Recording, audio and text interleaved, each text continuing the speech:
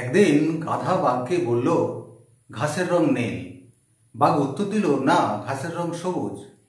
কিছুক্ষণের মধ্যেই দুজনের আলোচনা তুমুল তর্কে পরিণত হলে তারা জঙ্গলের রাজা সিংহের কাছে বিচারের জন্য উপস্থিত হলো।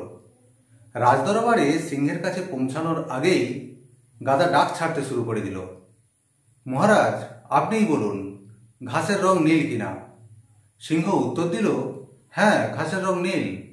গাধা তাড়াতাড়ি সিংহের কাছে পৌঁছালো এবং বলতে থাকলো, বাঘ আমার কথা মানছে না, তর্ক করছে এবং আমাকে বিরক্ত করছে, ওকে শাস্তি দিন। সিংহ তখন ঘোষণা করল, বাঘকে 5 বছরের জন্য মৌন থাকার শাস্তি দেওয়া হলো। গাধা খুশিতে লাফাতে লাগলো এবং বলতে বলতে চলে গেল, ঘাসের রং নীল, ঘাসের রং নীল।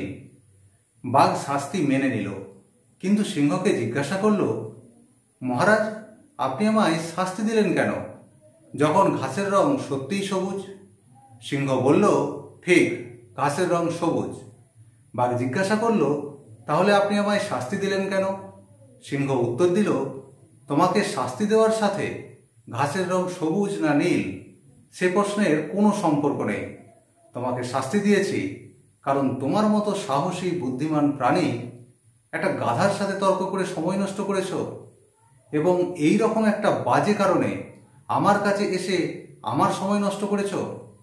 মূর্খের সাথে কখনো তর্কে যেও না।